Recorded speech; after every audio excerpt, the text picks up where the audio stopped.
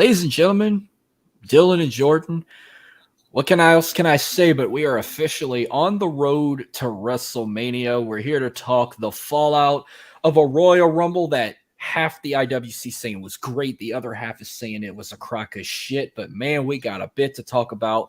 Plus my experience at this Rumble event. We got all that and a little more lanyard for you coming up on this live stream edition of the World Elite Podcast. Let's go. So what does it mean to be a raging Cajun? Southwest Louisiana, wreck your face, man. Still don't get it in, I'ma let you know. All you gotta do is come and join the show.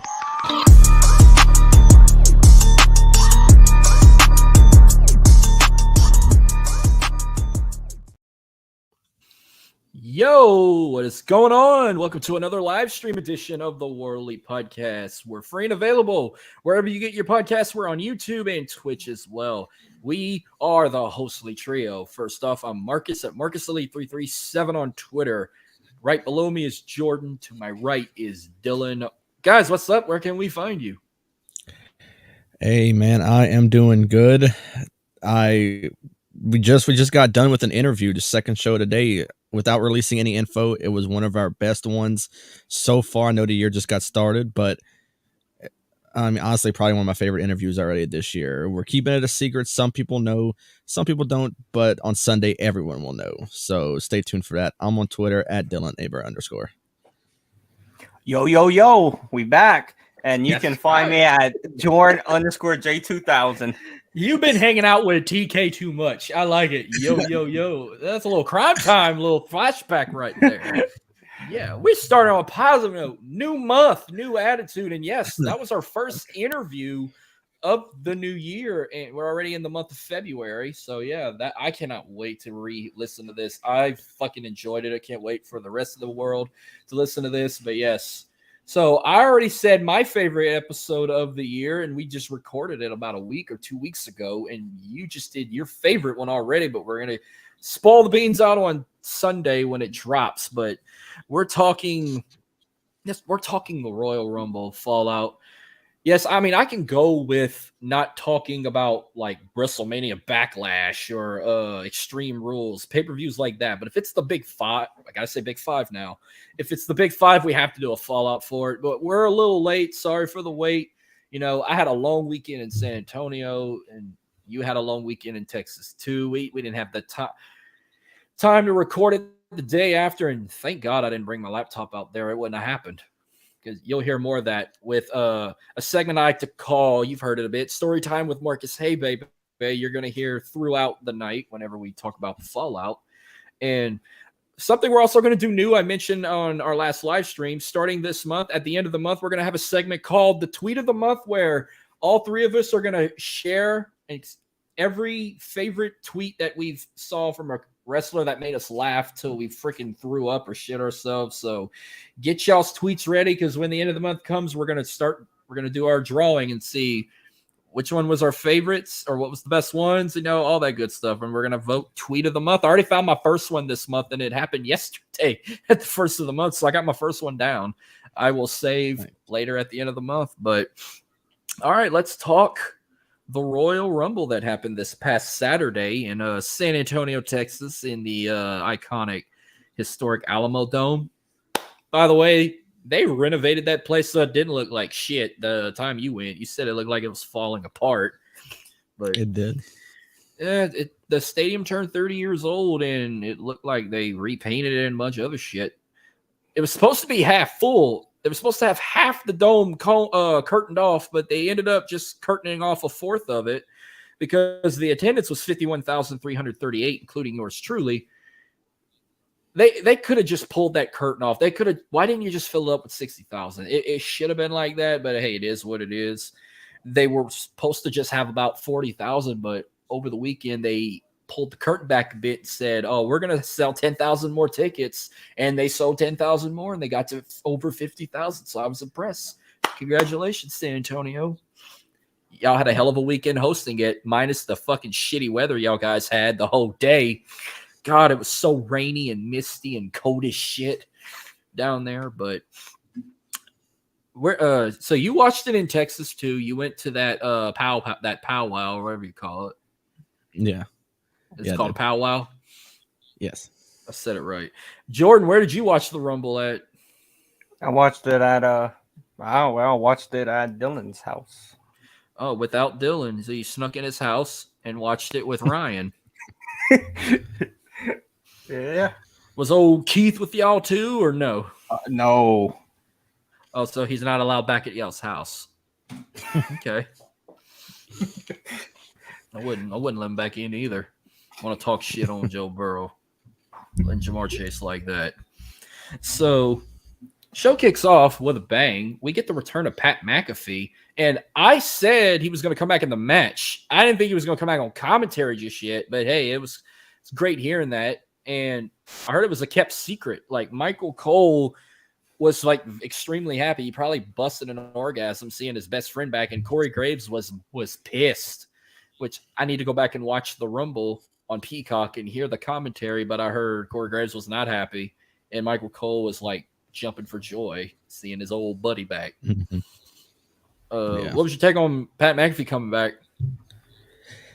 So, like you mentioned, I was watching it at the powwow in Livingston, and something I learned like the day before we went is that the service for AT&T is dog shit in Livingston.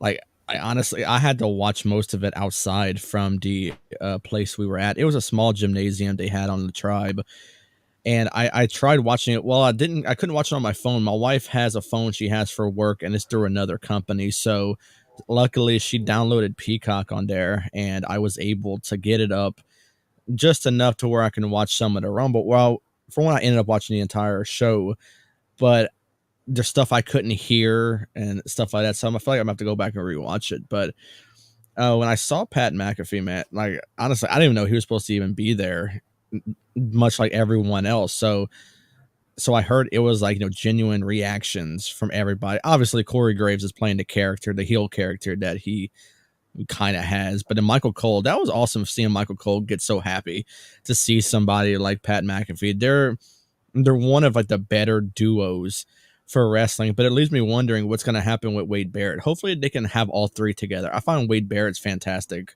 for commentary with Michael Cole, and adding Pat McAfee, maybe have like a trio for SmackDown, something like that, because I don't want to take away Pat McAfee from Michael Cole, but I also don't want to take away Wade Barrett from Michael Cole. I feel like they all work together fine. Jordan? Yeah, I was surprised when he came out, and Michael Cole like flipped out almost, and yeah, it was awesome. I'm glad he's back. Me too, but I thought he was going to be in the match. I didn't think he was going to come back on commentary, but SmackDown's going to be so interesting tomorrow night, so I'll definitely be tuning in, seeing the band back together. But I mean, if they keep Barrett on SmackDown, that'd be great. There were rumors they might switch him to Raw, or then I heard they were going to send him back to NXT, and Booker T was going to step down from the commentary table and go back to being a coach and a producer backstage, and Barrett's going to come back with who is it, Vic Joseph on NXT? Yeah, Vic Joseph and Wade Barrett, because I always liked them as a pairing, especially when I went to Stand and Deliver. So first time ever, the Royal Rumble event kicked off with the Royal Rumble match, the men's Rumble. It never opened before, so this was a first. And we started off with two guys that got nominated for Match of the Year in 2022. Number one was the Intercontinental Champion Gunther, and number two was Sheamus. Two guys who tore the roof off a Clash at the Castle. That could have been Match of the Year. So they started off, two SmackDown guys. When I look at how they did this, I felt like they only had 10 SmackDown guys in the Rumble, 18 Raw, and then we'll talk about the rest. So number 3 was The Miz. And it was funny how later in the night, he was the first guy to get eliminated, and you heard him bitch about it on television. Number 4, Kofi Kingston from SmackDown. Number 5, Johnny Gargano from Raw. 6, we get Xavier Woods from SmackDown. So I like their little funny moment. Oh, shout out to Nick and Keith from the Universal Wrestling Podcast. I loved y'all's interview with The Godfather. Awesome shit. Be sure to go check out the Universal Wrestling Podcast on all your platforms. So yeah, that was cool way they did the stare down. Then they were just slapping each other's asses like fucking boom drums and shit. Kind of like what they did at the powwow. Boom, boom, boom, boom, boom. Except you don't hear the.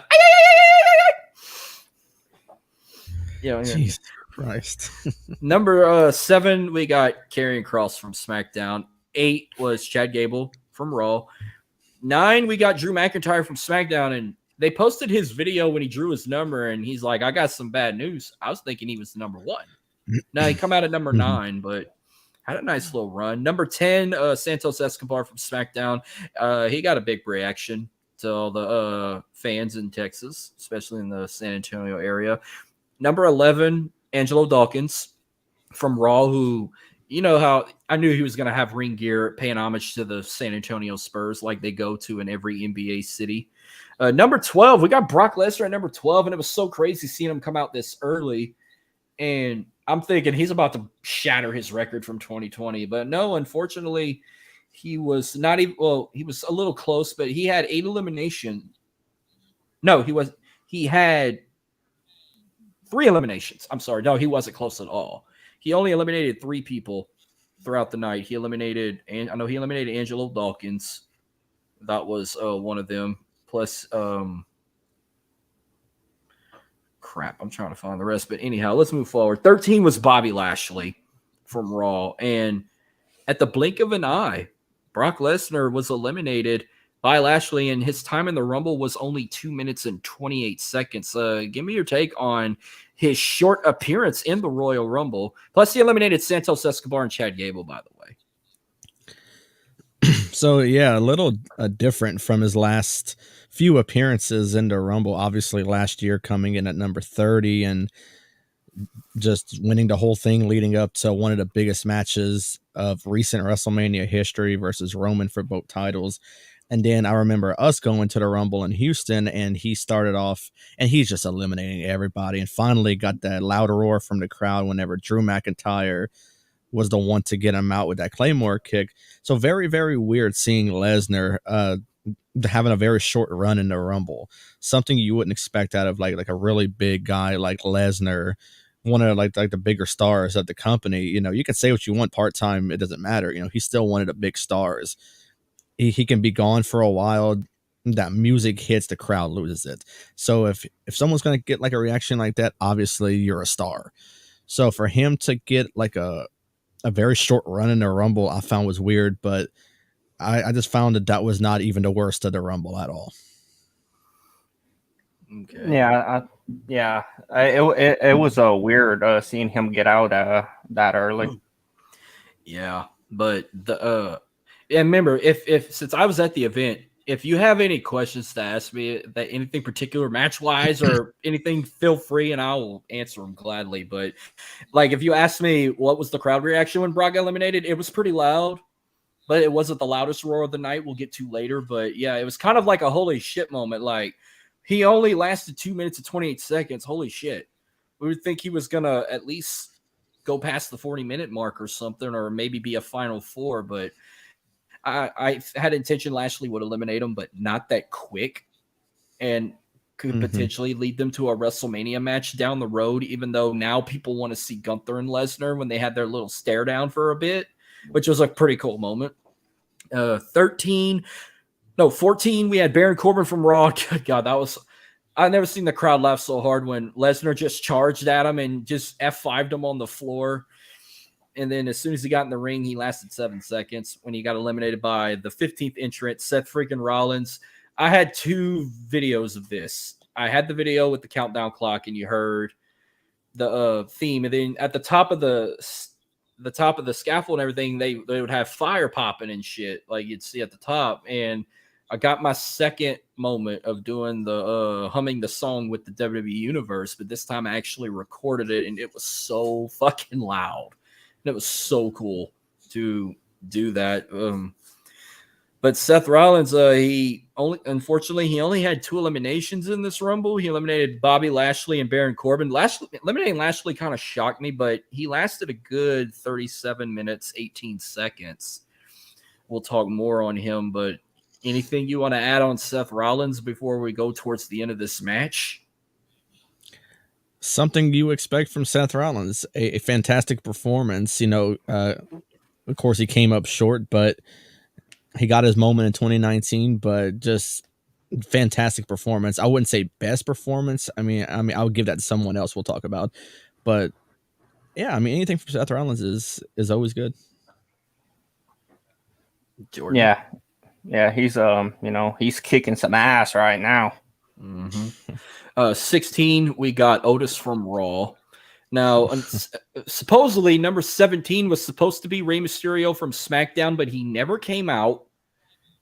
And we were wondering, I'm waiting to see on the Jumbotron if they're going to show him getting attacked, because there were skepticals going around that it was Dominic and Judgment Day that attacked him. And then some people said it was Karrion Kross that attacked him. We don't know. We probably won't know until SmackDown tomorrow night.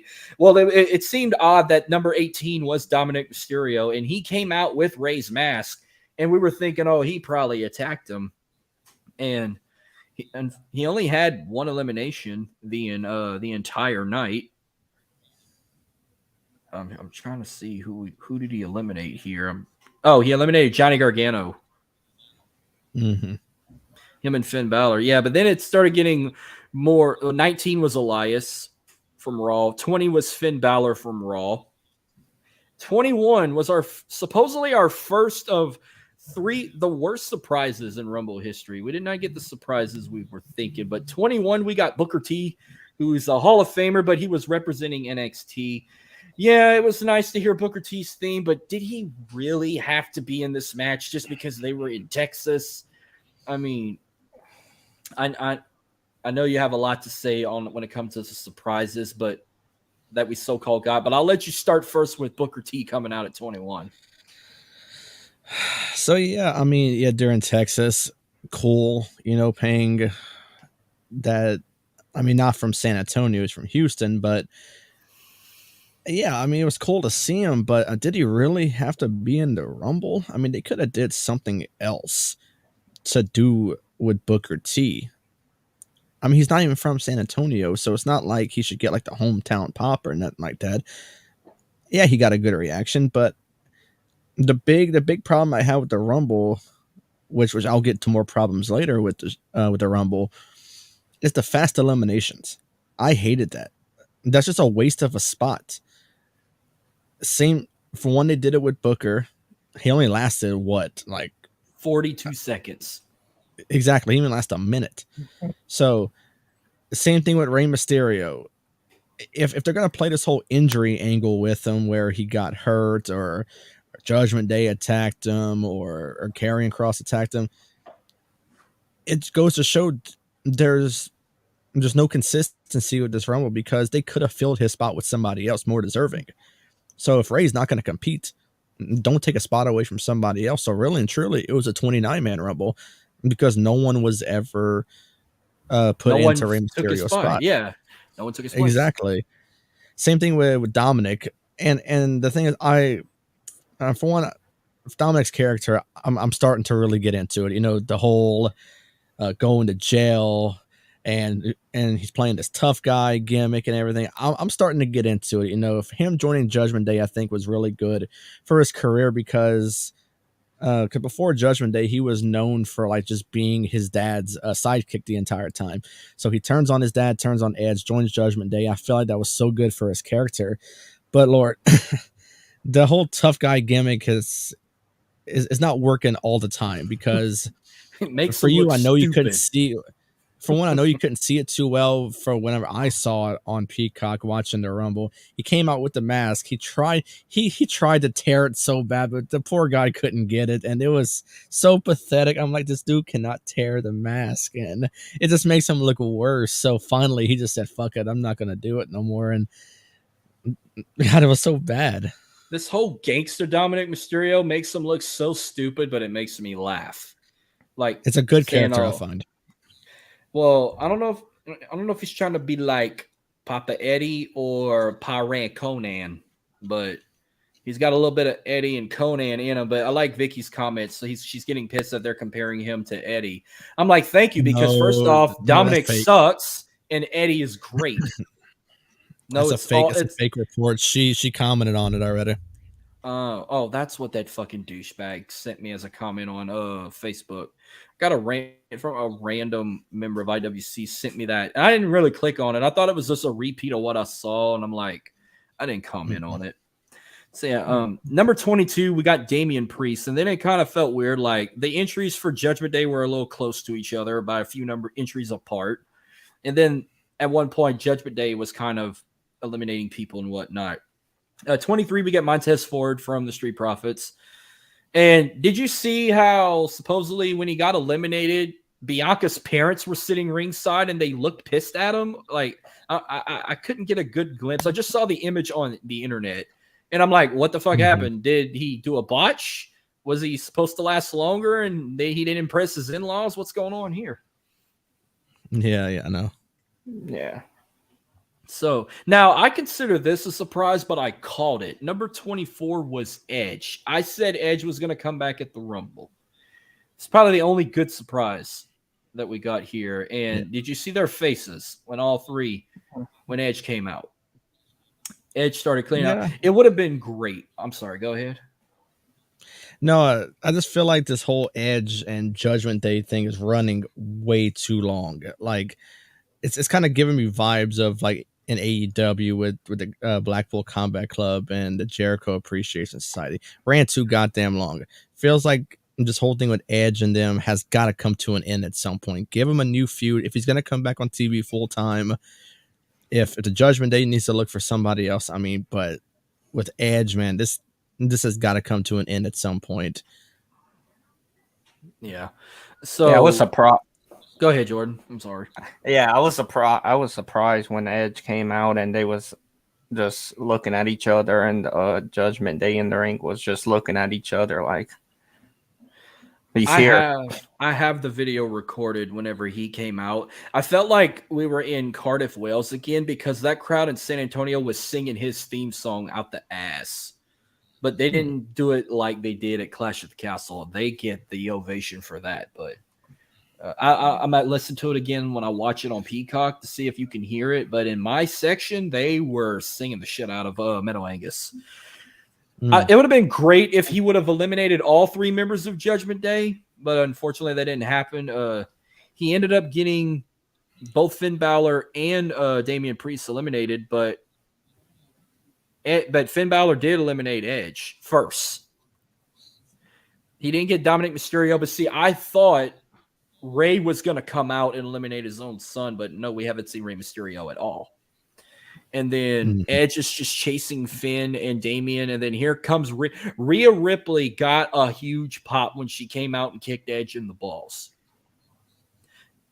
I do have to apologize if you ever see my videos I posted, but where my view was, they had, the stage was parallel, and where I was sitting at, I couldn't see the stage at all. So I didn't know. I had to look at the Jumbotron to see what was going on. And next thing you know, Rhea Ripley comes out, kicks Edge in the balls, and then Beth Phoenix is behind her. And I'm like, oh, it's Pete Dunne with tits. And she spears the shit out of Rhea, and the crowd's like going ape shit. And I was sitting there. I made a friend. I was sitting next to a guy next to me, and I was like, I can't wait till they like square off in the Rumble match later. And he was like, me too. And then the guy in front of us, he was a overweight black man. He kept joining our conversation with us, but it was so weird. Every time he talked to us about something, he always had to end it with "Acknowledge your tribal chief." Wow. Like, Roman is very big with the great wrestling fans of the African American community. I've never seen so many black men love Roman Reigns and point the ones up and saying, "Acknowledge your tribal chief." They fucking love Roman Reigns. Holy shit. Yeah, Roman's over with everybody. Oh, he's over with me too, but we'll talk more about him later. So number 25, we get Austin Theory. The number 26, we get Omos. 20 and all from Raw. Omos.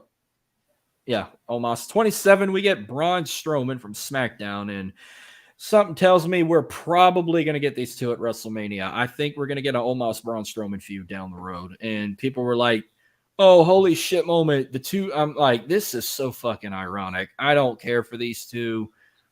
At least Braun didn't do the choo-choo shit. I'll give him dubs for not doing that. 28, we got Ricochet. I completely forgot Ricochet was in this match, and he came out so late at 28. And number 29, so we had 2 spots left, so we're thinking, okay, is Cody coming out next? Number 29, we get Logan Paul. And the people were pissed seeing him back. Like, what the fuck? Why is he in this match? And fuck you, Logan Paul, for eliminating Seth Rollins. I hope we don't get I heard a rumor we're getting Seth Rollins and Logan Paul at WrestleMania, supposedly. I mean, no, I mean, I don't want that, but for now, let it be a rumor, but let it be a rumor that's not true, because Rollins got a good one last year. Got to give him some good again. Don't give him Logan Paul. For one, I give Logan Paul his credit. Fantastic wrestler. Exceeded all my expectations when he first debuted. He's doing the same thing right now. That a fantastic spot with Ricochet also. Yeah, that was a holy shit moment. I wish I'd have recorded that on my phone, because that was insane. And everyone's mood for the Rumble just changed, because everyone now knew Cody was coming out at number 30. He did get a pop because everybody was ready to sing Kingdom by Downstate, but I mean, everyone wanted it to be a surprise. Like, it'd have made more sense if we didn't know what number he was coming out. Like, I predicted he was going to come out like 17 or 18 or something, not number 30, where it was no longer a surprise. I mean, we already knew it wasn't a surprise when he announced he was coming back, but Cody looked good. He lasted 15 minutes and 8 seconds. He had 5 eliminations. Maybe my favorite elimination of the night was when he eliminated Gangsta Dominic Mysterio. I was hoping Ray would have came out in the crowd and beat the shit up. Like, Ray don't want to hit his little boy. Fuck you. Fuck him. Which I think we are doing an episode down the road. Fantasy booking for WrestleMania, whatever y'all called it, y'all did last year. So I'll have to think of something long and hard when it comes to with Mysterio and Edge and Judgment Day and Dom. I'll have to think of something real good there. But now Logan Paul was kind of playing those mind game tricks, because I thought we all thought the final 4 was Cody, Rhodes, Gunther, Seth Rollins, and Austin Theory. No. After Theory got eliminated, Logan Paul was still in the match, so Logan was a part of the final 4. Logan eliminated Seth, and then Cody eliminated Logan, and then it came down to Cody and Gunther, and then never before, first time ever, the number 1 and 30 entry were the last 2 men. The man that started it and the man that ended it were the final 2 men, and big credits to Gunther breaking the original record was Rey Mysterio in 2006, not Daniel Bryan at the greatest Royal Rumble. Gunther broke the record 72 minutes in the Royal Rumble match, 1 hour, 11 minutes and 40 seconds. And he had a total of 5 eliminations the whole night. And he hung in it with Cody, and we got to see a good chunk of 5-10 minutes of Cody and Gunther one-on-one, and there were some spots I'm like, oh shit, Cody might get eliminated. And then nope, he hung on there and took them power bombs and worried about that pectoral muscle of his. But no, Cody eliminated Gunther. People were happy that it was finally over and we can move on, but it was no surprise. It was the most predicted winner I've ever seen in my life. The match, I thought the match was good. I hated the so-called surprises with Booker T and Logan Paul. And you bitched about it quite a bit. You thought Jay White was going to come out. Y'all thought Stone Cold Steve Austin was going to be. No, we don't need Austin in the Rumble. I'm sorry. The Rock wasn't in the Rumble, shockingly. But the Rumble match was fun, but very predictable. But I will give it credit where it's due. I enjoyed it for my first Rumble match I saw in person. If I'm going to rate it out of 5 stars, I will probably just rate it a solid 3 because of your shitty surprise entrance. But other than that, I thought it was a good way to kick off, minus what some people say about it. But I will let you start first and give your rants. with the entries and Logan Paul and this and that. So go ahead. It's all yours. Take a deep breath. So okay, so the Jay White thing was simply speculation. So yeah, did I have my heart set on that one? I mean, a little bit, because I feel like he could be another New Japan talent that could come over, and I feel like Triple H could utilize him pretty well. I mean, I feel like they've done that quite often, but I feel like maybe somewhere down the line, maybe he'll still come to WWE, but the Rumble wasn't it. Now, you mentioned The Rock. The moment I saw the men's Rumble was going on first, and Roman and KO were closing the show out, I already crossed The Rock off my list. Now, Stone Cold, now you say we didn't need him, but did we need Booker T? Did we need a Rey Mysterio who didn't even come out? If you're gonna do a whole Texas thing with Booker T, then you gotta scratch that shit and go with Stone Cold instead. Stone Cold proved last year at Mania he could still go. Now, yeah, Kevin Owens, he protected him quite a bit. You know, Stone Cold has had injuries before in his career, but I still feel like to have him come out number 30 instead of Cody, if Cody was the most predictable number 30 as forever. I mean, but there was so much that could have went better with this Rumble. Yeah, there were great spots in it. I'm not hating the entire Rumble, but it's just there's so much they could have did better. Like the fast eliminations. I feel like that's like a trend with them. They always try to see who can get the fastest elimination. If you're gonna do a fast elimination, just for one, don't have them in the Rumble, because that's just a spot you could have gave to someone else. There was no one from NXT. I mean, people were expecting maybe Carmelo Hayes, possibly Braun Breaker, something like that. You know, obviously they're not going to win, but obviously they'll put on like a good showing to where when they do come up to the main roster, some people who don't watch NXT will learn who these people are. Something I wish they would have done when Raw went to Lafayette and people didn't know who they were. So you got to have more NXT talent in the Rumble, because, like I said, people don't always watch NXT. So they don't know who a Braun Breaker is, who a Carmelo Hayes, a Grayson Waller is. So they could have benefited from that so much. But instead they went with let me put this person in who can get a fast elimination. Let me play Rey Mysterio's music but not have him come out at all. Let's put Booker T in the fucking Rumble. It's so stupid. Come on. I mean, it's just so stupid that they did that. And in a moment that 29 came out, I'm like, okay, well, it's obviously Cody, and Cody's the winner. I mean, we all knew this. We all predicted it. Since the whole video packages from Cody started, we all knew he was winning. So now we're getting a Cody and Roman storyline, when I feel like there's a whole better storyline out there that they could lead up for Mania, but for some reason they're not going to give it to us. I don't know. For me, I just feel like they could have did better with the whole Roman storyline. Put Sami in there, man. No one, for me, I love Cody. With AEW, I did not like Cody at all, but since he came back, he got a fan out of me. But no one wants to see Cody and Roman. The entire planet wants Roman and Sami Zayn. It could be like that Kofi Mania build-up that we got a few years ago. For Sami to take it off, and one that he absolutely praised, he idolized in the Bloodline, and now you're gonna give it to Cody instead? No, man. You gotta go Sami. But the Rumble, I'll give it a 3, just because of good spots, but they could have did better with surprises, with the fast eliminations, and just cutting that out and actually giving a spot to someone who Rey Mysterio didn't come out at all, and actually had some more NXT people. Yeah, the Rumble was all right. Gunther did great.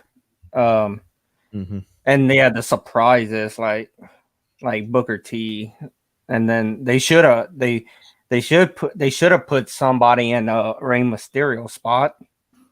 Like for Dylan's sake, maybe Jay White. But hey, shit, better than Booker T.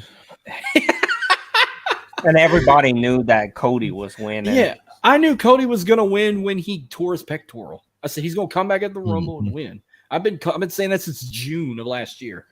So, yeah, I feel when this match happens, they're gonna probably say this is the worst main event since Brock and Roman last year, or Brock and Roman for WrestleMania New Orleans, or something like that, or the Triple Threat Women's main event at 35 because Charlotte didn't need to be in it. They're gonna say shit like that, but. At least we're not. Did you really want to get Roman and Stone Cold in the main event like your brother wanted so bad?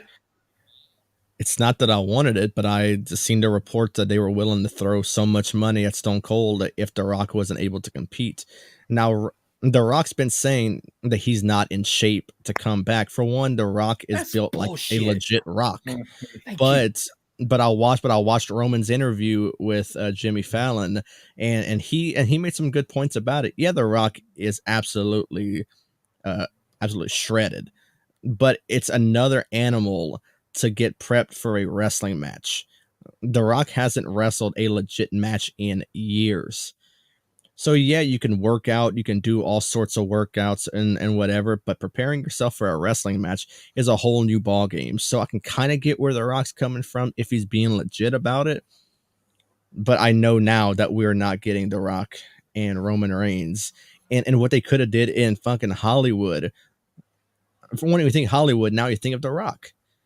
And they could have did it, but now they're going the whole Cody route, which could have did better with it.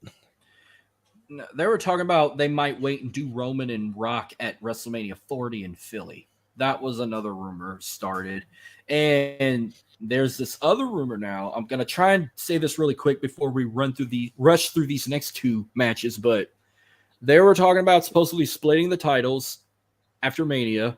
There's a rumor that Roman and Sami were supposed to have a match in Montreal, and poor Montreal. I don't know why WWE wants to go over there because it already happened 3 times, and I'm calling it now. If we get Roman and Sami at Elimination Chamber, we're getting a 4th Montreal screw job.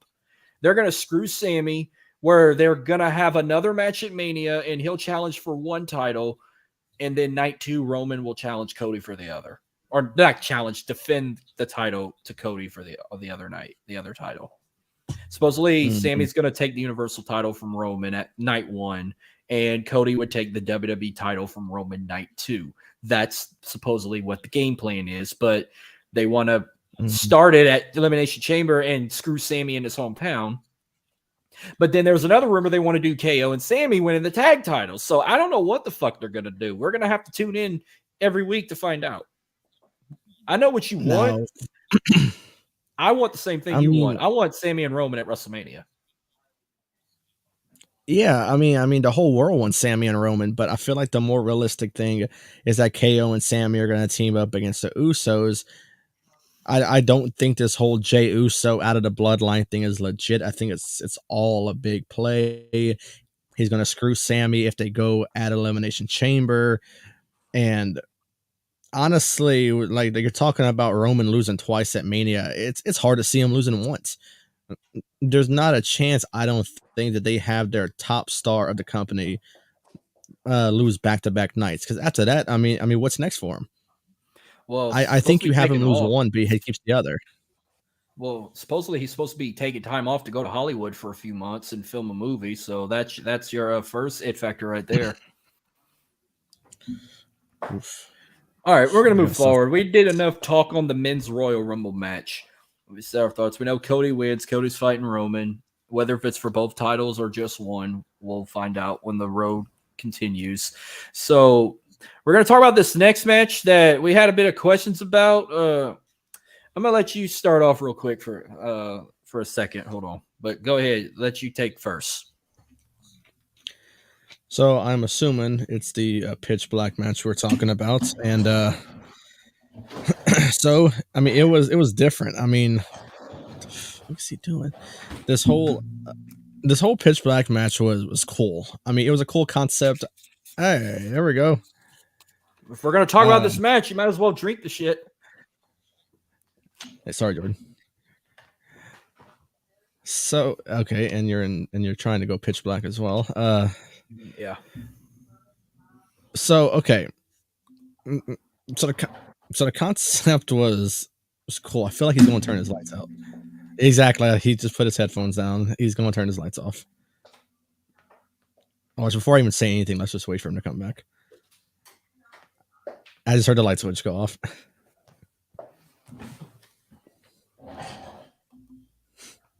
I knew it. I'm sorry. I'm gonna drink the shit. I gotta talk this shit because I have a bit to say about it too. By the way, can I just say how stupid I am that all this time Mountain Dew pitch black match. I thought Mountain Dew was the sponsor of this match. You know, they'll be like, oh, this match is sponsored by Progressive, or oh, the Pitch Black match sponsored by Mountain Dew. No, it's an actual drink called Mountain Dew Pitch Black.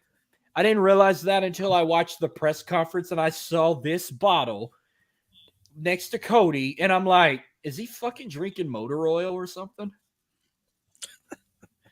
I didn't realize this has been a thing for fucking 7 years. I thought this was something brand new. Yeah. I'm not a big Mountain Dew guy, but I will say I've been drinking this for 3 days now, and it's actually good, but I don't know if it's as good as the Baja Blast or the Voltage, or the Code Red or the Major Melon. But what's your favorite Mountain Dew? Before I say that, you say you've been drinking it for 3 days. Have you been drinking the same Pitch Black for 3 days, or have been drinking Pitch Black for 3 straight days, like just constantly chugging them back? I drank my first one on Tuesday, and I drank another one yesterday, and I'm drinking this one today. So it's been 3 days. Fucking Christ! All right, just one. I'm not buying a 12-pack of this shit like I saw at the dollar store. I'm just.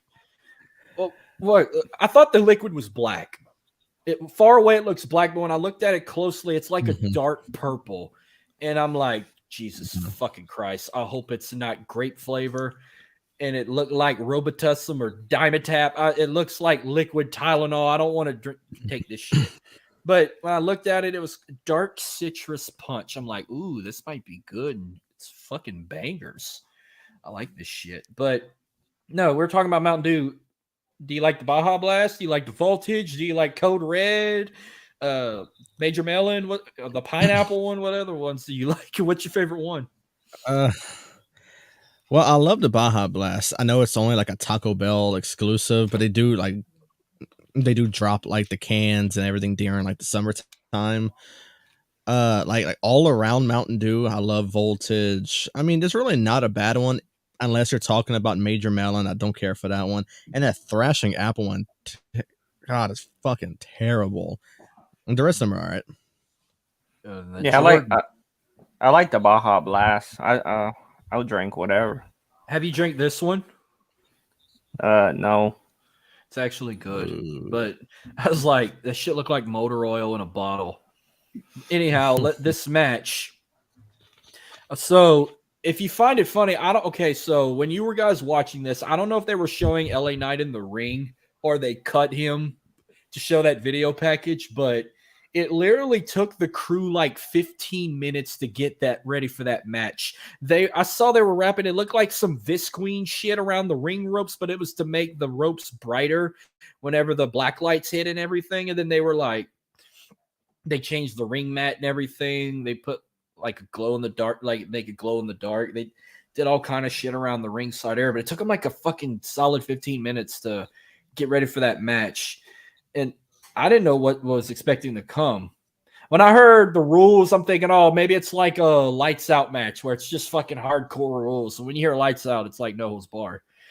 Well, big dubs to Bray Wyatt. Like, he looks so badass with his black liner around his eyes and everything. Look cool. His theme song in person is so badass. When that bass hits, after you hear the piano keys, doom, doom, doom, doom, doom. That bass hits so fucking hard on their speakers. And then when the chorus starts singing it's awesome. So when the bell rang, then the lights started dimming. I'm like, okay, they're going to turn the lights off. No, I feel like I'm in that scene in Batman Forever where Robin stole the Batmobile and he goes save a stranger girl and he's fighting them color highlighted dudes that were like lit up like in a nightclub and shit. Like they stole Jeff Hardy's face paint and everything and their faces are glowing in the dark.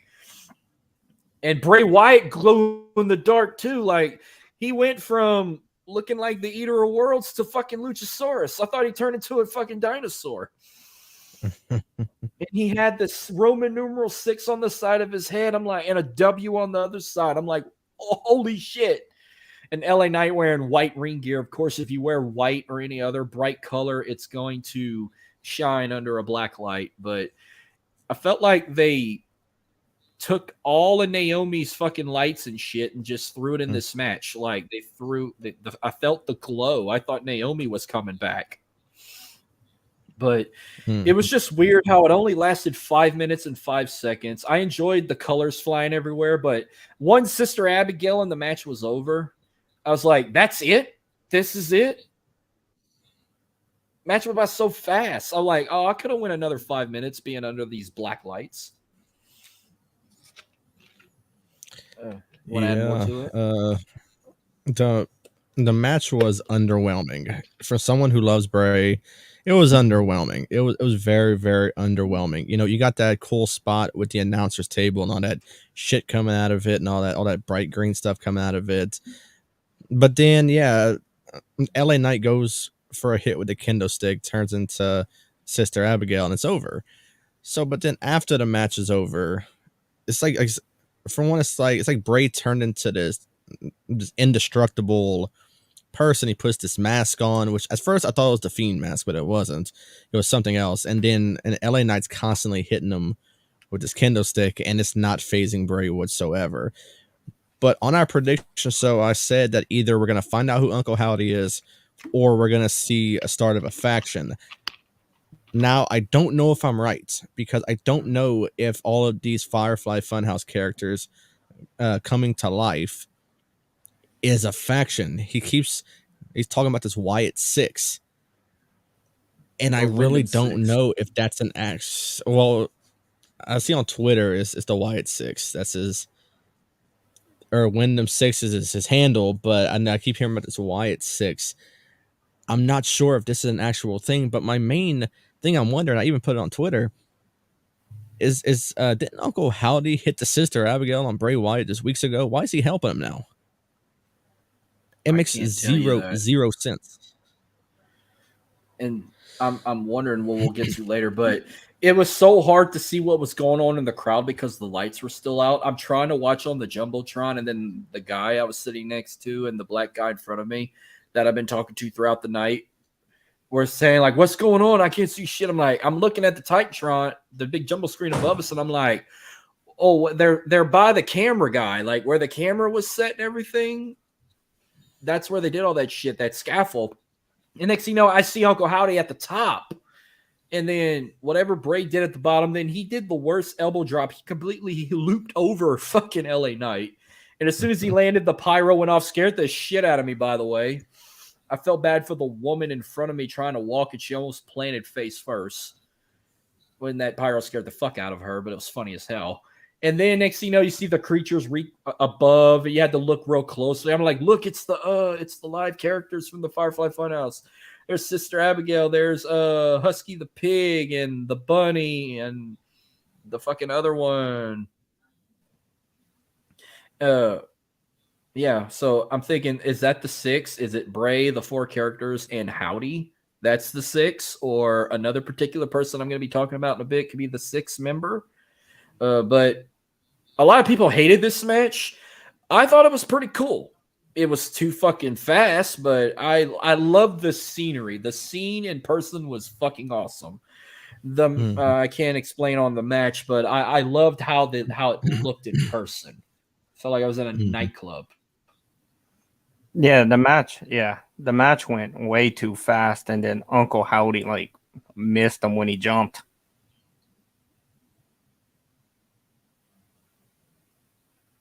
Fucking Clapper's being an ass again.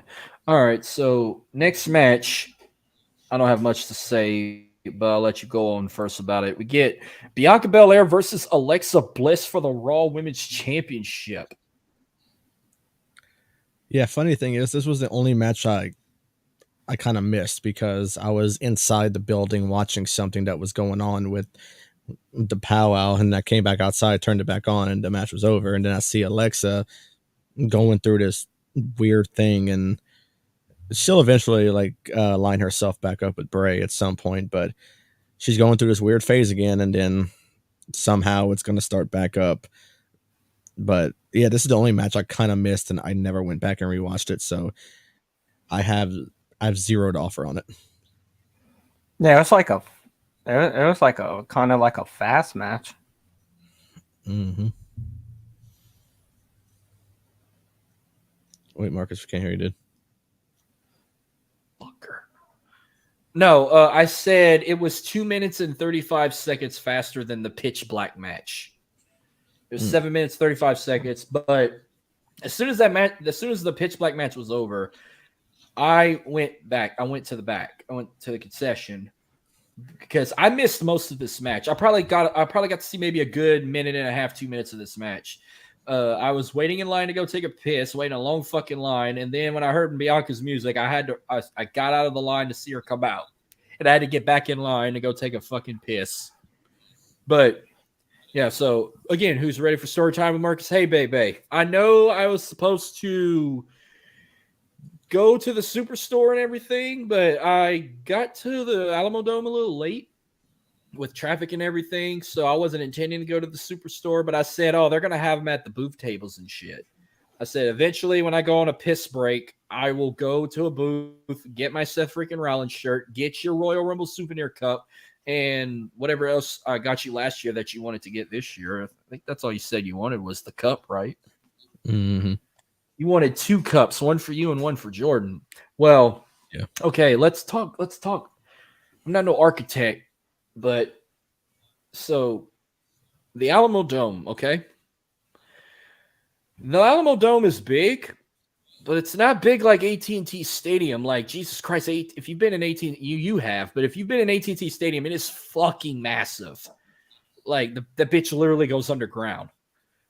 Mm-hmm. I never had no problem at all. I took one piss break one night. It was the night New Day took on the Brawling Brutes at WrestleMania. It wasn't hard to go to the bathroom or go get a drink or something. No, the lines were fucking so bad for bathrooms, food, and concession merchandise tables for the Alamo Dome. Like every fucking line in the building was looped around. That's why I missed most of that match. And I'm just like, fuck this. I'm not waiting an hour and a half to get a fucking cup. So that I wasn't waiting to know. I was like, this is crazy. The Alamo Dome ain't big, isn't as big as AT&T Stadium. And it took me 5 seconds to get a drink and food or freaking merchandise, where here it was going to take forever.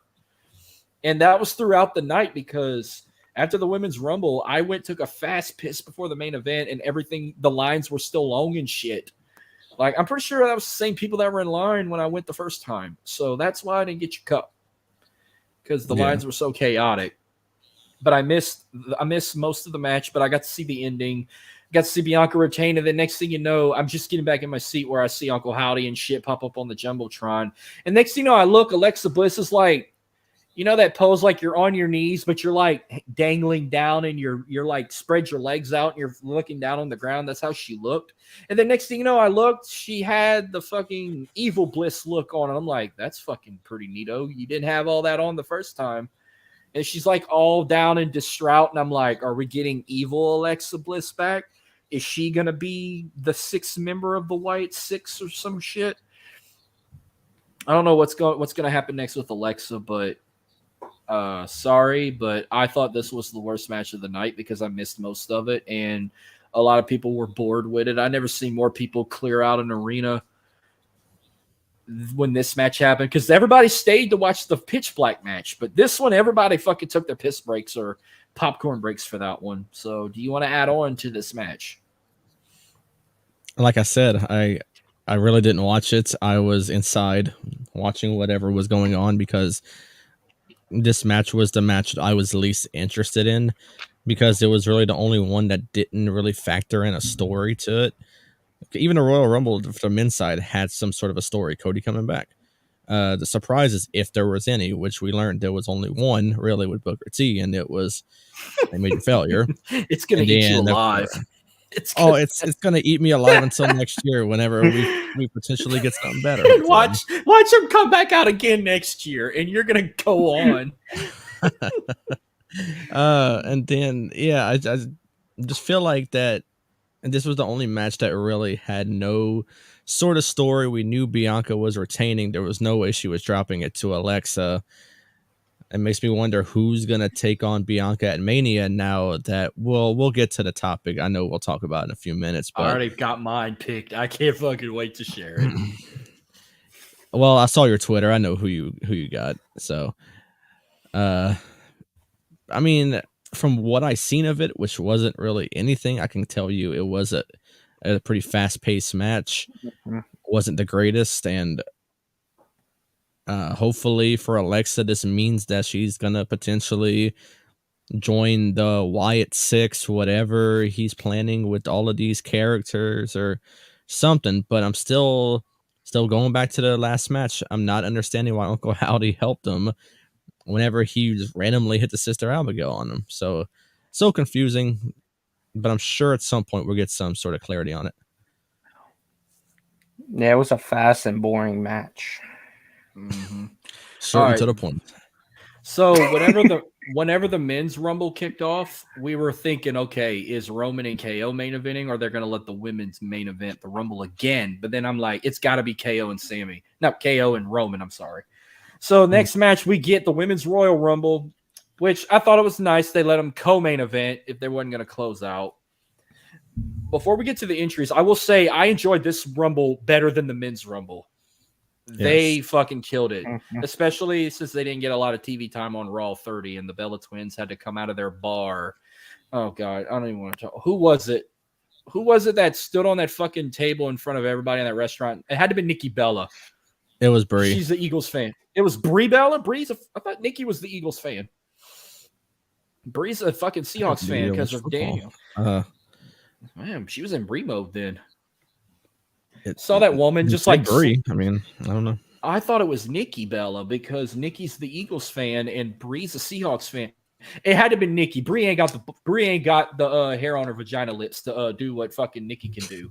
But she was like dropping it low on the table, and there was a woman in the corner sitting at that. I thought they were at a hibachi fucking restaurant. But she like fucking slapped her napkin at the table and got up and left. And I'm like, Jesus Christ, the Bella Twins are so fucking trashy, and I love it. Supposedly they got a reality show now, and I'm not talking about Total Bellas. They got a show that's like on fucking USA or something.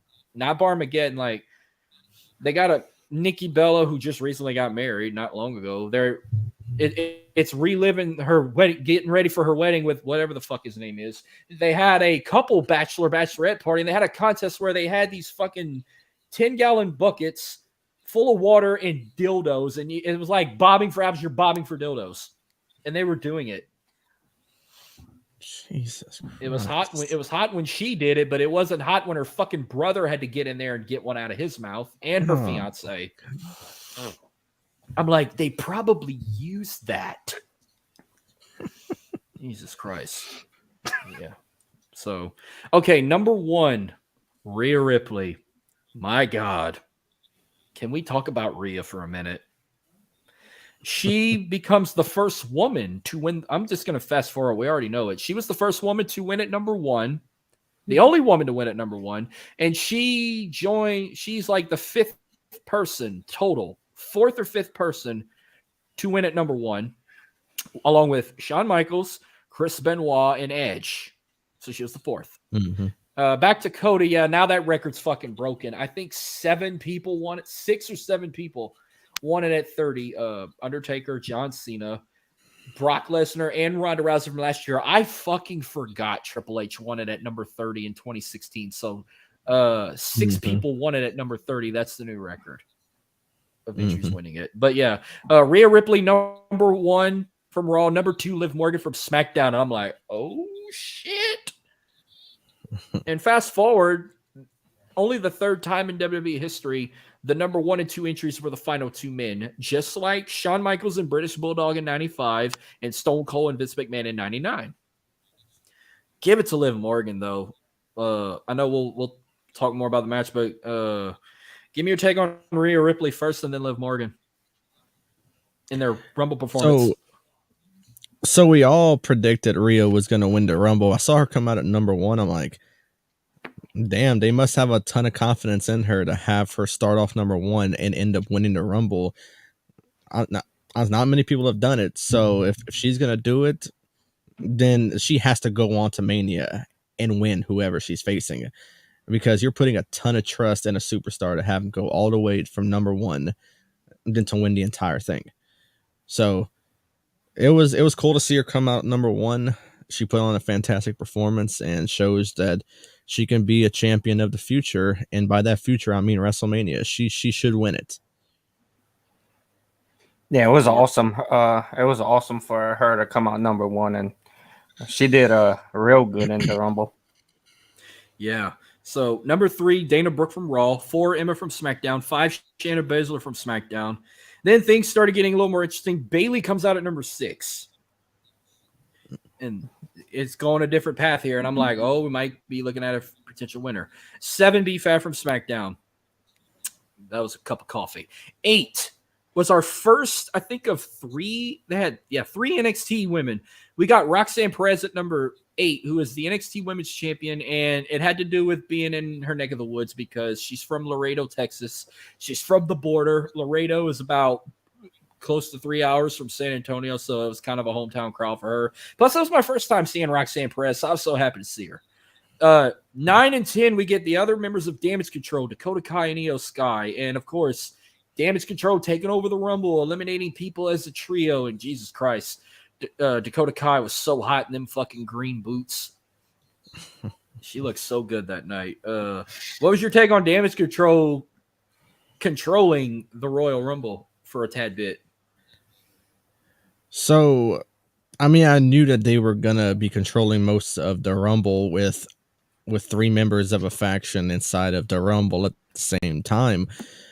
But like I said, I did not watch the Rumble at home. I wish I could have, but I was away in Texas. But from what I heard from people watching it with her, I feel like my grandma came out of my mom from watching wrestling because of the reaction my mom gave to Bayley in Damage Control. My grandma, whenever, let's say Lita, when she was with Edge, like I said, my grandma will hate you if you're bad.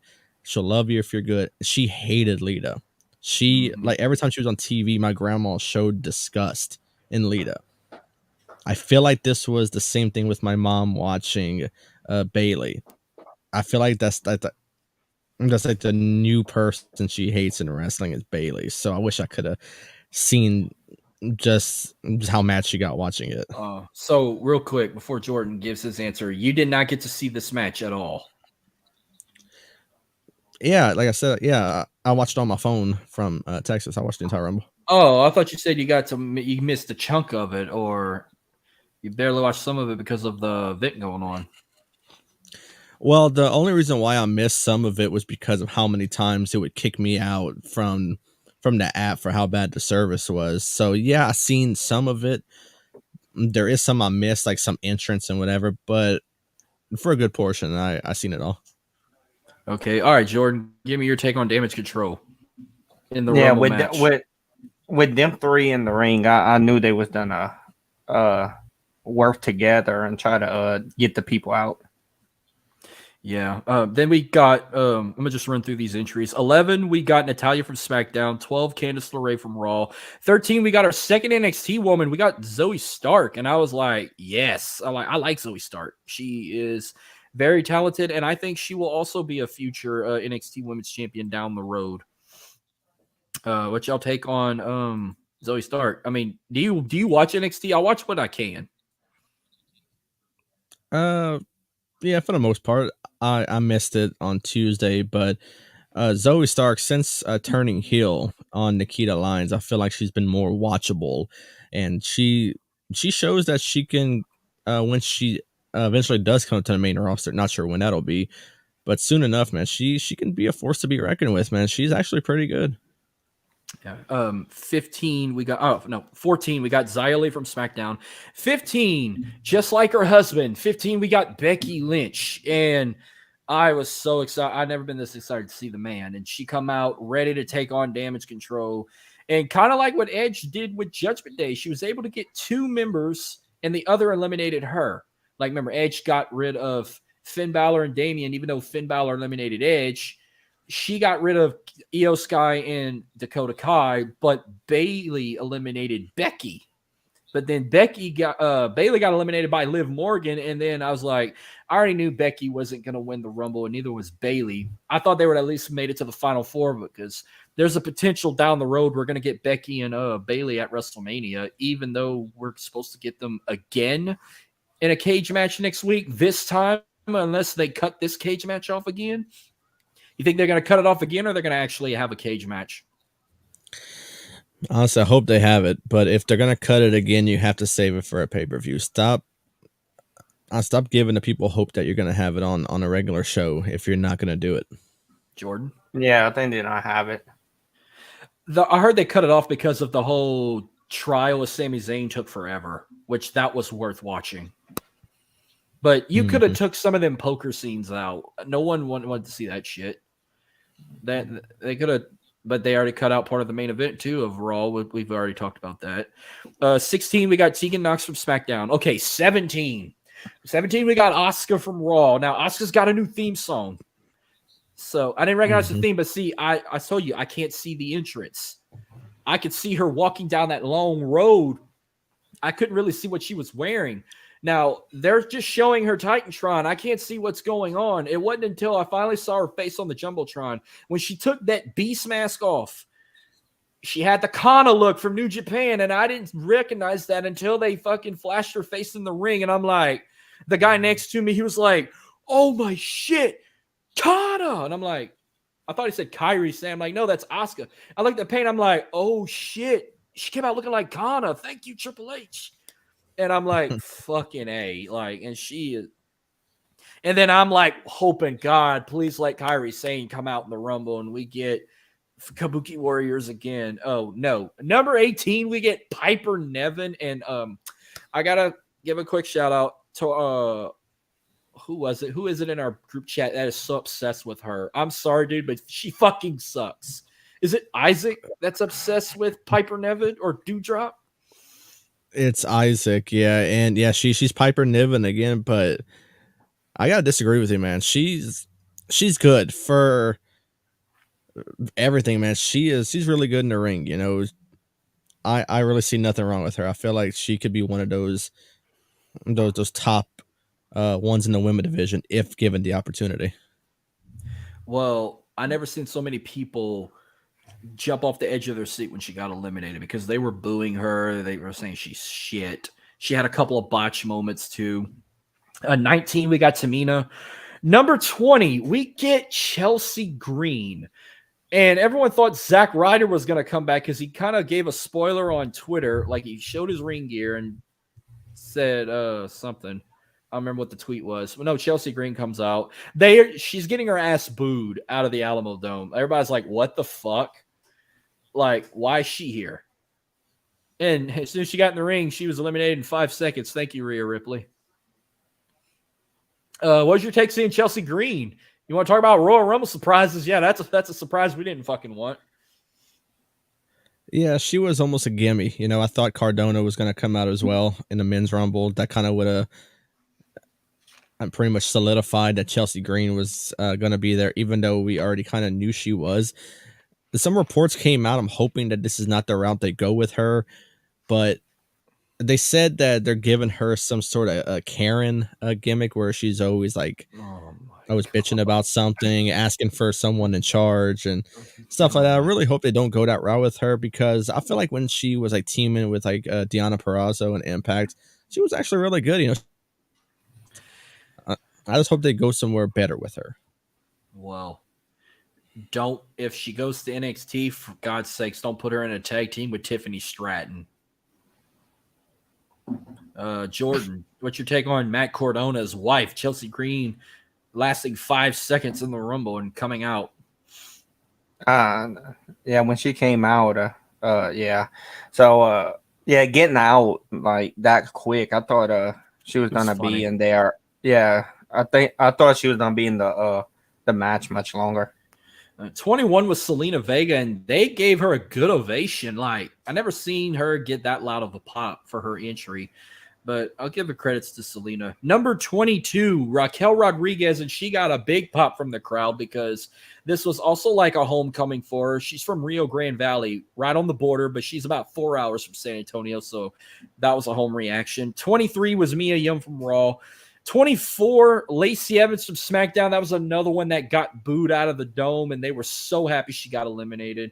And she's going on. She's turning into like a female MJF because supposedly she's getting bashed on Twitter for doing the whole fake hand, go and give a shake and do the slide to a kid with special needs. Plus, she sucks too. Yeah, I know. Yeah, Lacey's not great. I feel like she would have been better if she kept her current gimmick, where she was like that sassy Southern belle. I wish she would have kept that. She was more watchable when she was that. But now they're turning her into this veteran, which I mean she is. But yeah, she's been around a few years. Yes, I mean no, like actual army veteran. She was in the service. Oh, yeah. So I mean, she should have kept her old gimmick. I feel like she was actually more over with that. Yeah, well, when she got eliminated, that crowd went ape shit, and I joined them too. I'm like, thank God she's eliminated. At 25, we got Michelle McCool, and the last we saw, she was sitting in the front row with her daughters, and it was funny. You know, we hear, you're not enough for me, and then we're like, wait, she was just in the crowd. No, she's trying to act surprised. She's like, oh, me? I'm in the Rumble? She takes off her jacket, and she already got her sports bra on and everything, and she goes in the ring and had a nice little time in the Rumble. But I thought that was neat. She got to wrestle in the Rumble in front of her kids. Let her kids see what mommy's made of. Number 26, we get Indy Hartwell, the third and final NXT entry, and she had a big ovation. And I was so glad to see Indy Hartwell. I love Indy Hartwell, and hopefully maybe down the road we're going to see her and Dexter Lumis back together. Hopefully soon. 27, we got Sonya Deville from SmackDown. Another one they boot the fucking shit out of in the Alamo Dome. And another one that was so happy to get eliminated. 28 was Shotzi from SmackDown. I'm actually shocked she lasted a little good bit. She lasted 8 minutes, 39 seconds. I was waiting for her to get eliminated like in 15 seconds or something. 29 was Nikki Cross. And I'm talking about psychotic Nikki, not Nikki ASH, who actually sprinted to the ring. And number 30 was so bad they botched her entrance. Number 30 was Nia Jax, and I heard it was only a one-time thing. Like, she's not back with WWE. It was just a one-nighter, and she come out. They booed because they were mad. Everyone wanted Beth Phoenix to come out and have another stare down with Rhea. Beth was not even in the Rumble at all. She come out being the bitch she is, and it took like fucking, I'm counting here. Do a count for me. Asuka, Lacey Evans, Liv Morgan, Mia Yim, Michelle McCool, Nikki Cross, Piper Niven, Raquel, Rhea, Shotzi, and Sonya Deville. 11 women to eliminate Nia. And Nia had a botch. And Rhea, poor Rhea, she could pick that fucking fat bitch up. Rhea thought it was going to break her back. Rhea couldn't even freaking hit her with the whatever her finisher's called. What's your take on Nia Jax? Worst Rumble with surprises. Can we say that? I will declare that. Yeah. Well, I kind of had a feeling it was going to be Nia. I was texting my brother throughout the entire Rumble, and I'm just kind of giving our takes on each the surprises that they had. And I asked him, I'm like, is there any more confirmed people that we know of that hasn't entered yet at number 30? He was like, no. He said, I think it may be a surprise. I said, I've been seeing reports that it's Nia Jax. All he wrote me back was, fuck no. and then usually I wait for the countdown. And out of nowhere, I didn't see a countdown at all. All of a sudden, I see Nia Jax come out. Either they botched it, or she said, fuck your countdown. I'm coming out and doing whatever I want. So, I don't know, but if it is a one-time thing, which I'm seeing reports that it is, and I'm really hoping it's true, cool. I mean, she was able to come back backstage, see people that she's friend with. I really hope that's it. Mm-hmm. I do not want to see her back in the ring. She's not a safe wrestler. She is known for injuries and whatnot. Do not bring her back. You know, I've been crediting Triple H for so many returns. Do not do it, please. Jordan. Yeah, I don't know what they did, but they really messed it up. And yeah, if it's just a one-time thing, that's good with me. I heard about 2 fans over there, and I've seen some people on Twitter. Go join the Bloodline. Fuck you. Don't do it. Don't add her in the Bloodline, Roman, please. But the final 4, it was Rhea, Liv Morgan, Asuka, and Nikki Cross. I knew Asuka wasn't going to win. I had Rhea running from the start, but I liked how she eliminated her. Like, she kind of like skinned the cat and then like grabbed her by her legs and flipped her over. That was one of maybe the coolest elimination I saw in person, was Rhea's eliminating Liv Morgan, making Rhea a badass that she is. But let's jump to that. One of the topics that I was going to mention, I'm actually shocked that she's choosing Charlotte Flair for the SmackDown Women's Championship when everybody thought she was going to face Bianca to make up what happened during Pandemic Mania. So did you think, are you like the fact we're getting a rematch with Rhea and Charlotte, or what's your take on her choosing the Queen? Yeah, I'm ecstatic that we're getting her in Charlotte, because the first time we got her in Charlotte, she wasn't this character that she is right now. Yeah, she was still a badass, but she's not like the whole Judgment Day character. I feel like she's like so much more unstoppable being this one, and I feel like really she'll get her revenge on Charlotte and actually defeat her for the SmackDown Women's title. Now, what's that going to mean for Judgment Day? Judgment Day is on Raw. Is everybody coming from Judgment Day to SmackDown? Will Dominic continue to terrorize his father, who got traded from Raw to SmackDown just to get away from him? So much to be talked about with that one. I really hope they don't split Rhea from Judgment Day. It's a cool faction. I feel like at first, once they kicked Edge out, it was going nowhere, but seems like when they added Dominic, they have Rhea, who won the Rumble. Finn Balor and Damian are pretty much just there. I just feel like that breaking them up would be a bad move by moving her to SmackDown if she does win. Now, I mean, really and truly, I feel like she'll win, but I don't want this to be the end of Judgment Day. I feel like they have more potential from being a faction. Jordan? Yeah. I'm glad that she picked Charlotte, and like Dylan said, I just don't break up Judgment Day. They pretty good right now. Well, supposedly she picked Charlotte because if she wins, that's the only title she's has yet to win to be a Grand Slam champion, and plus she would be the only woman in complete history to win the Raw Women's title, SmackDown Women's title, NXT Women's title, and the NXT UK Women's title. But I heard 1 or 2 different things. I heard they might just, when they do the Superstar Shakeup, they're going to send Judgment Day to SmackDown, the entire faction. And then I also heard they might go back and pull a 2011 or 2010 where they're not going to have their own prospective brands. They can compete on every show, but they're going to have separate titles for both shows.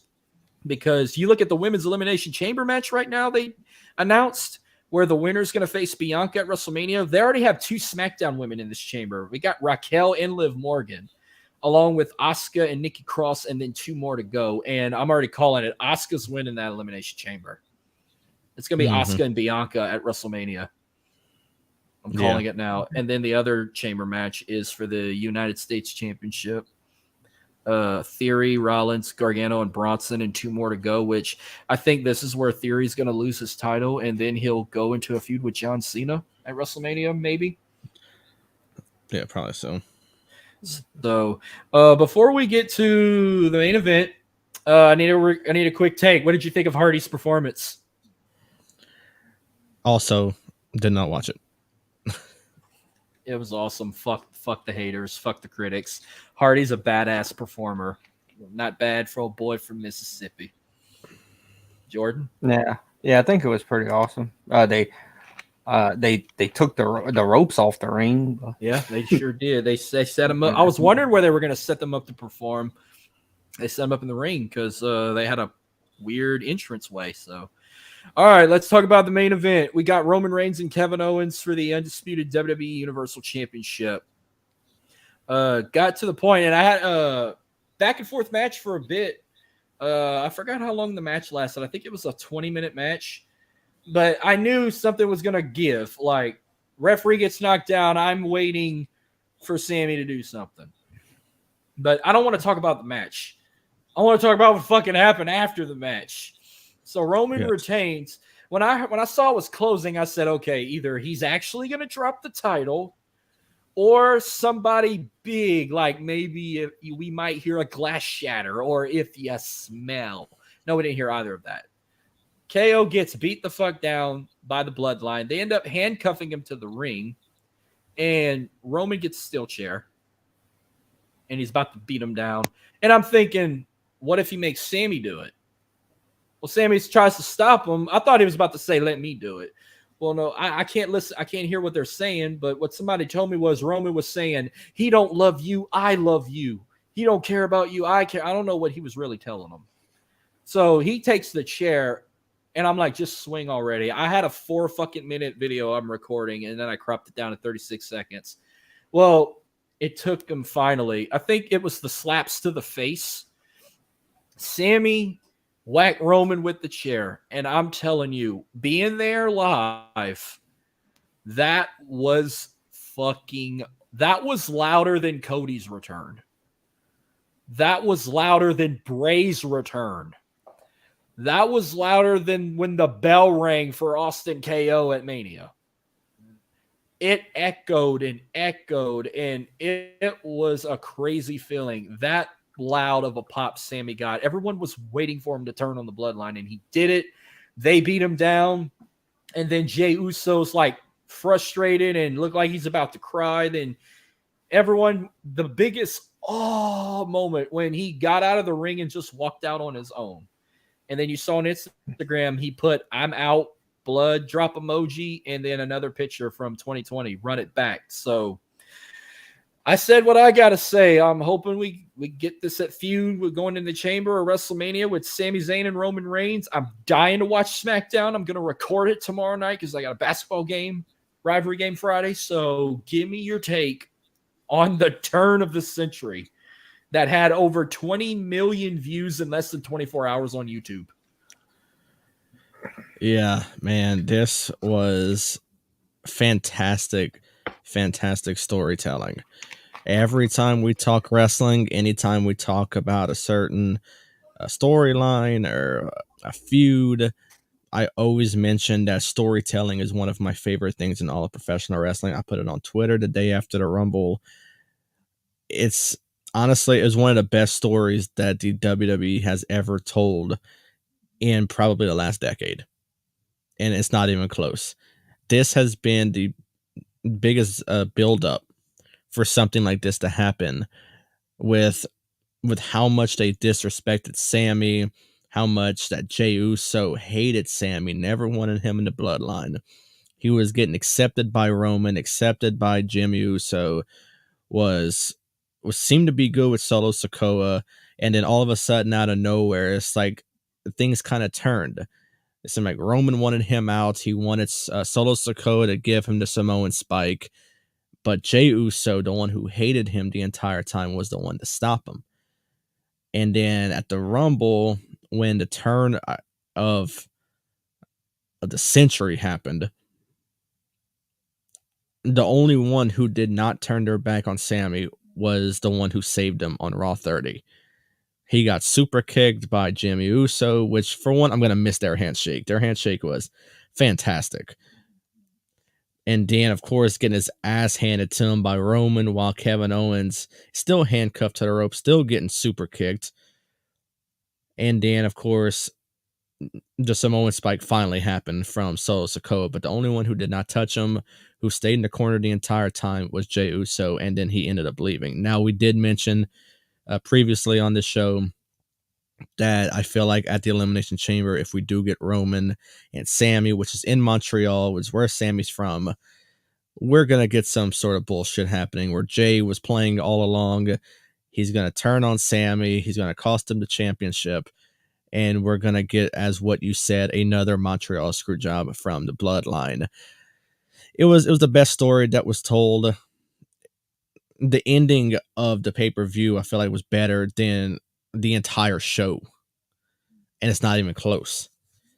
It was just fantastic storytelling. I love going back and watching it. And so if you're a true wrestling fan, there's no way that you only watched that video once. If you watched it like more than 5, 6 times, maybe even upwards of 10 times, then yeah, go ahead. Does it count for me? Does it count if I rewatch that moment over and over from my viewing, meaning like from my phone that I recorded, or I have to watch the actual YouTube clip? It doesn't matter where you watched it from. If you recorded the entire thing and watched it on your phone, that I thought it's even better because you were there. Yeah. Well, it was a fucking 4-minute. It went from a 4-minute video until I cropped it to about 36 seconds because all I really wanted was the moment where he slapped him a few times and then fucking just whacked him with the chair before chaos took over. But yes, this ever since that change, like I don't want to miss a single minute of this feud. When I'm not at home watching this, whether I'm at basketball games, I'm recording SmackDown every week until we get this feud. Because I don't want to miss a single minute of this storyline anymore on Raw and SmackDown. So, yeah, I will be recording SmackDown tomorrow night. I will watch it as soon as I get home. Like, I don't even care for the show. I just want to fast forward to the Bloodline segment, and I'm probably going to delete it off my DVR. Unless some other good shit happens on SmackDown. I'll probably eventually watch the whole show, but if it kicks off the show, fuck yes. If I have to wait till the middle of it, I'm probably going to fast forward through most of it or towards the end. Depends what happens on SmackDown. I'm going to keep it up on Twitter. But what do you expect? I think you already gave me your answer. I was going to say, what do you expect to see out of this feud for the next few weeks? I'm just, honestly, there's a lot that I'm looking forward to. I'm looking forward to seeing what happens with Jay. I'm looking forward to seeing how Sami retaliates from the beatdown that was given to him. So much. I mean, I feel like the story is somewhat over, but another part of me feels like the story is just beginning. So there's a lot to unwind with this one. It's going to be interesting leading all the way up to either the Chamber or maybe even to WrestleMania involving Kevin Owens with the tag titles. What are you looking more forward to this week, Jordan, after the fallout? Oh, yeah. I think it was awesome how he turned on them, and can't wait for SmackDown tomorrow night and see what they do.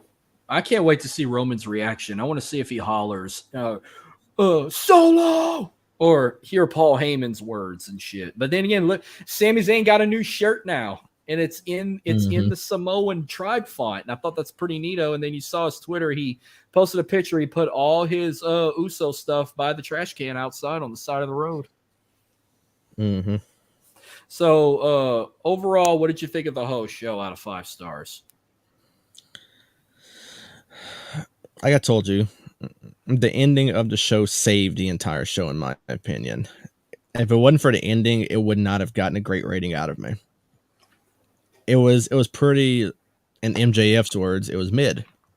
But the ending saved everything. So I'll give the entire show, I give it a 3.5 out of 5. Okay. Yeah, the ending was awesome. I'll give it a 3. The ending is a 5 star. Mm-hmm. I'll give the ending a 5.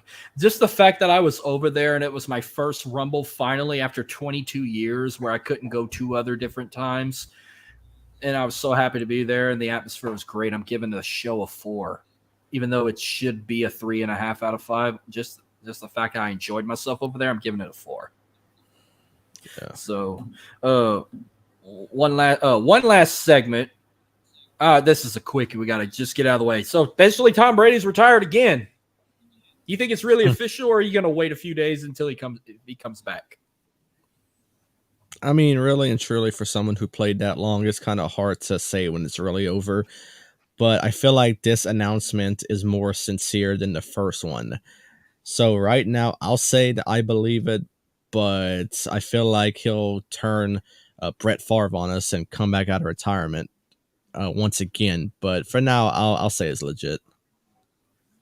Yeah, I think it's real this time, but I don't know. Just wait a few days and see. Yeah, I hope it's legit. You know what my dad really thinks? My dad thinks he's going to come back, go play for the 49ers for 6 games, and then be Brock Purdy's backup. I said, are you so stupid? No, that's not happening. Okay. All right. We're going to close out with a few predictions. We do have a big wrestling show this weekend, NXT Vengeance Day, February 4th in Charlotte, North Carolina at the Spectrum Center. First time since WrestleMania weekend of last year. They're finally getting out of Orlando. They're getting out of the Performance Center. They're traveling. They're going to Charlotte. They're going to the Queen City. So we got 6 matches on the card. I think it's going to be fun. So we're going to start. We got a triple threat match for the NXT Women's Championship. Roxanne Perez versus both Gigi Dolan and JC Jane of Toxic Attraction. We'll start with Jordan, then go with Dylan, then me. I think Roxanne retains. Yeah, I'm gonna go with Roxanne as well. You know, for now I don't see any member of Toxic Attraction being like that top face for NXT. So for now, I'll keep Roxanne she'll keep it for a while. Yeah, I'm going with Roxanne to retain also. Then we got Apollo Crews versus Carmelo Hayes in a 2 out of 3 falls match. I'll go Carmelo Hayes. Okay. Yeah, same here. Going Carmelo Hayes. He's the future face of NXT, so you can't have him lose. I'm going with Carmelo too, but he predicts he's going to sweep Apollo. You think he's going to go 2-0 or they're going to go to a third fall? It's going to be a third fall. Jordan? He's going to I sweep. think he's going to go. Yeah. You're going to sweep or a third fall? Third fall. Fall. I'm going to go with a sweep. All right. Then we got NXT Women's Tag Team Championships. I completely forgot about these titles. Katana Chance. And what up, Tim King? Congratulations. The Tim King show. Cannot wait to see what the future holds. And yes, I will be watching y'all's show as soon as I get off the air. If y'all guys are over, I'd have loved to came on, but I knew it wasn't going to happen. All right. Katana Chance and Kaden Carter taking on a team called Fallon Henley, which is Kiana James and Fallon Henley and Kiana James. That's their names. I'm sorry. I thought Fallon Henley was the team name. Tanelia Price is her name. Former name. Yeah. Okay, who you got? Champs or the challengers? I got the champs retaining. Okay. Yeah, I guess I'll go with the champs. I'm not very sold on them as the tag team champions, but really and truly the tag team division for the women's right now is kind of not great. So yeah.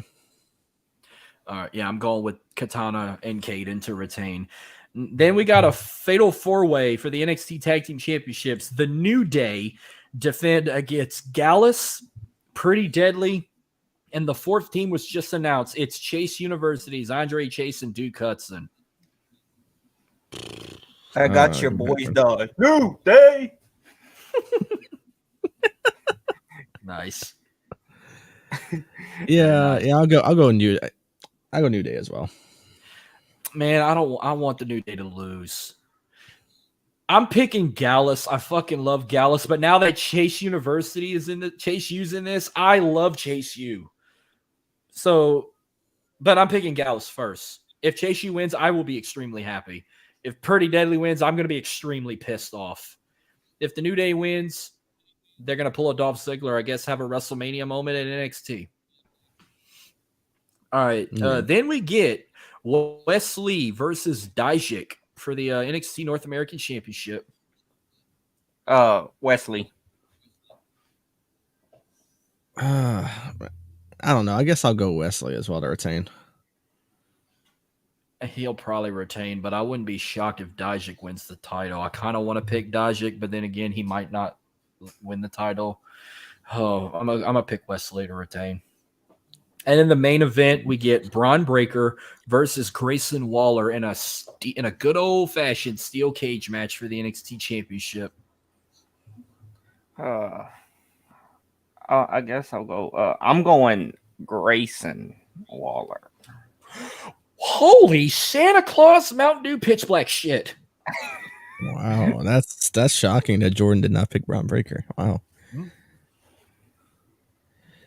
Yeah, I'm gonna go Braun Breaker, and I think Carmelo Hayes takes it off of him at Stand and Deliver. You just said everything I was gonna say. Braun retains, him and Carmelo at Stand and Deliver, and he wins, and Braun gets called up to Raw or SmackDown to the main roster. Yep. I like the fact it's a steel cage match. Speaking of that, breaking news alert! I have a new topic idea. Get ready for it. We might do, if we don't do it this month, we'll do it sometime next month. Top 10 steel cage matches of all time. What do you guys think about that? Yeah, man. Fun. Yeah, for sure, I'm down with that. Yeah, Definitely. I'm down. But like an actual steel cage match, not Hell in a Cell, not Elimination Chamber, not Fight Pit or Lion's Den. No, steel cage match where you can win by escaping or pinfall submission. That'll be a fun one. I can't wait to do that one. But that will do it for tonight. I'm probably going to be dead when I get off the air, but we went over an hour and a half. But any last words before we close out? Check out the interview Sunday. We're not revealing it. Few people know, but it's a good name from New Japan Pro Wrestling. I am gonna say that because I already posted on Twitter. And check out World Elite Spotlight on Monday. Jordan returns to hosting duties, talking Randy Orton. The Viper. Ooh, is this like a redo? I don't know. I thought y'all done Randy Orton before. I lost count of who all y'all did. No, we didn't do Orton on season 1, so we'll take him on season 2. I just remember y'all just did Trish. That was a good one. Y'all did Undertaker. Y'all did FTR, Stone Cold, The Rock, Shawn Michaels, Triple H. Who else y'all have done? We didn't do Triple H this year or last year, so that's a future idea for season 3. But we did Bray Wyatt. Yeah. I think you pretty much got everybody. I thought y'all done more than that. We only did like 7 episodes so far this year. I'm talking about last year too. Oh, fuck. Last year, I had to bring that up. That's a lot. Well, starting next week kicks off season 3 of Back to the Mania. I'm going to start recording again. I haven't did the drawings yet on all of them, but I did a few. But I'm going to reveal that probably at the end of the week or at the beginning of next week. I'm going to reveal the schedule for season 3 of Back to the Mania. I'm doing 3 in February on Fridays and 3 in March on Thursdays. So stay tuned for that. But that'll do it. You guys. Last time, any last words before we close out? Nope. All right. You can find the podcast on Twitter at World Elite Pod. We're also on Facebook and Instagram as well. Free and available wherever you get your podcasts, including on YouTube and Twitch. You can watch all our live streams powered by StreamYard on those as well as Facebook. Follow us on any audio platform from Spotify, Google Pod, Apple Pod, Spreaker, iHeartRadio. Give us a 5-star rating and a 5-star review.